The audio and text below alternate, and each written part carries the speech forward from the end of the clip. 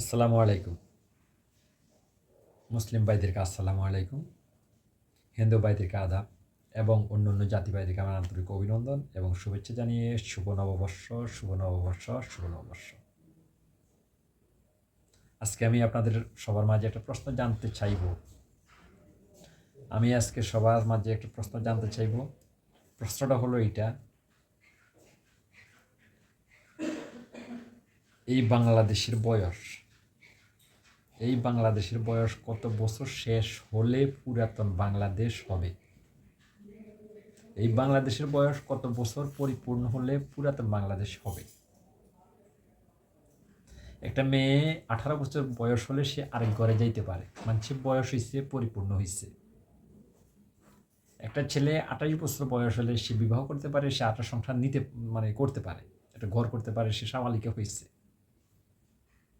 সে সাবালক হয়েছে। কিন্তু এই বাংলা আজ 56 বছর রানিং চলে, 56 বছর রানিং চলে 2026। আর কত বছর শেষ হলে পুরাতন বাংলাদেশ হবে? এখনো কি বাংলাদেশ কি নতুন? আজও কি নতুন? মা গেল, বাবা গেল, ভাই গেল, বন্ধু গেল, আমরা সবাই যাব, আমিও যাব। এখনো বাংলাদেশই নতুন, আমি পুরানো কিভাবে? তো কত বছর শেষ হলে এই বাংলা পুরাতন বাংলা হবে?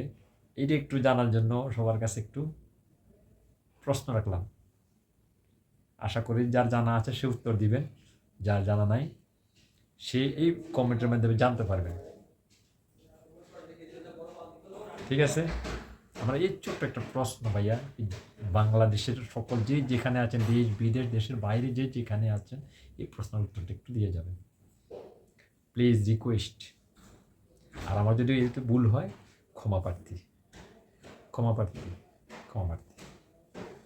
আর সঠিক হলে লাইক অ্যান্ড কমেন্ট অবশ্যই অধিকারী হব, সাবস্ক্রাইবের অধিকার হব অবশ্যই। Thank you.